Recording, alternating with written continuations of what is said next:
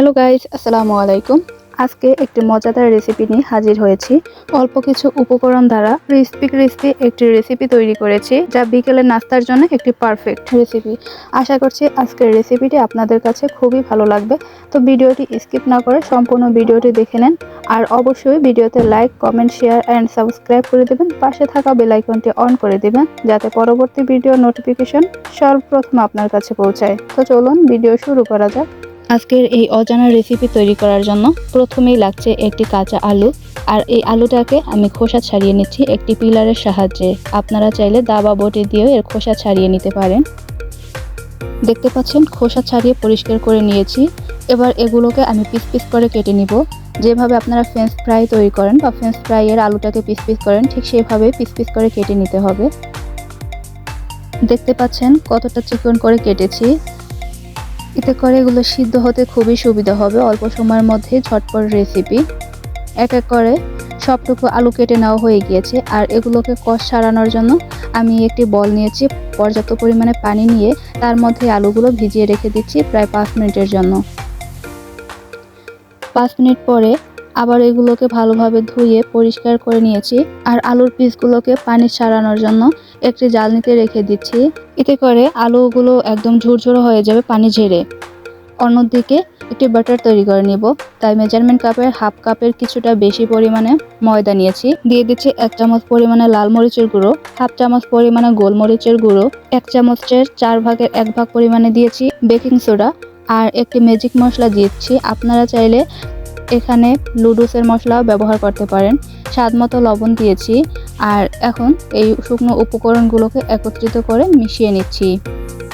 মিশিয়ে নেওয়া হয়ে গিয়েছে।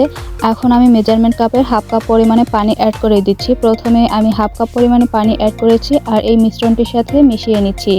দেখতে পাচ্ছেন একটি আঠালো ভাব হয়েছে, পুরোপুরি আমার পছন্দ অনুযায়ী ভাব হয়নি, তাই এখানে আবারও আমি পানি অ্যাড করে দিব।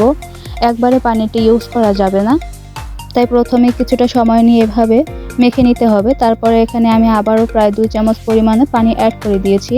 আর এই মিশ্রণটি দেখেন একদম পারফেক্টভাবে তৈরি হয়ে গিয়েছে। হাফ কাপ পরিমাণে ময়দার জন্য আমার টোটাল পানি লেগেছে হাফ কাপ এবং আরও 2 চামচ পরিমাণে পানি। তো দেখতে পাচ্ছেন বাটারটা কতটা ঘন হয়েছে, আপনারা দেখলেই বুঝতে পারবেন। এটি ঘন ঘনই মেখে নিতে হবে, তাহলে এই রেসিপিটি খুব সহজেই তৈরি করা যাবে।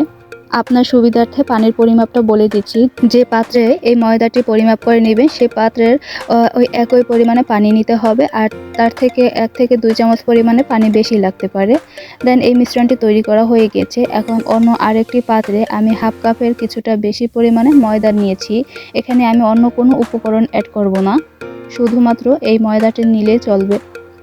এই ময়দা দিয়ে কোট করে নিব, তাই শুধুমাত্র এখানে ময়দা নিয়েছি, অন্য কোনো উপকরণ অ্যাড করব না। আর হ্যাঁ, আরেকটা কথা বলে রাখি, আমি এখানে যে মরিচের পরিমাপটা মিশিয়েছি আপনারা চাইলে বাড়িয়ে বা কমিয়ে দিতে পারেন, এটা আপনাদের পছন্দ অনুযায়ী। চলে যাচ্ছে এগুলো কোট করার জন্য, তাই এই মিশ্রণটি আমি আবারও একটু মাখিয়ে নিচ্ছি।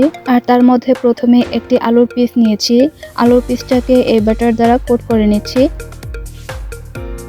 ভালো করে কোট করে নেওয়া হয়ে গিয়েছে। এই মিশ্রণটি কতটা ঘন হয়েছে আর চারপাশে কেমন লেগে লেগে আছে আপনারা দেখলেই বুঝতে পারবেন। একটা এবড়ো শেপ তৈরি হয়েছে। আর এর উপর থেকে আমি ময়দা ছিটিয়ে দিচ্ছি। ময়দা দিয়ে আলতো হাতে আমি এগুলোকে একটু নেড়ে চেড়ে নিচ্ছি, যাতে করে এই শেপটা খুব সুন্দরভাবে তৈরি হয়। দেখতে পাচ্ছেন আমি কিভাবে আলতো হাতে এই মিশ্রণটি দিয়ে কোট করে নিচ্ছি। এগুলো যেহেতু ব্যাটার নরম হয় খুবই, তাই অবশ্যই আলতো হাতে কোট করে নিতে হবে। আর কোট করে নেওয়ার পরে ময়দাটাকে একটু ঝাড়িয়ে নিতে হবে। ঝাড়িয়ে নিয়ে একটি পাত্রে রেখে দিচ্ছি। আমি আরও একটি কোট করে দেখিয়ে দিচ্ছি কতটা সহজেই এই রেসিপিটি তৈরি করা সম্ভব। এটি সকাল কিংবা বিকেলে নাস্তার সাথে অনায়াসে তৈরি করে খেতে পারবেন। খেতে কিন্তু খুবই দারুণ লাগে, বিশেষ করে বাচ্চারা বেশি পছন্দ করবে। এক এক করে সবগুলো আলু এভাবে কোট করে নিয়েছি। দেখতে পাচ্ছেন এবড়ো একটি শেপ তৈরি হয়ে গিয়েছে। আর এগুলোকে এখন ভেজে নিব, তাই চুলায় পর্যাপ্ত পরিমাণে তেল গরম করতে রেখেছি। তেল যখন গরম হয়ে গিয়েছে তখন এক এক করে এই কোট করে রাখা আলুর পিসগুলো দিয়ে দিচ্ছি।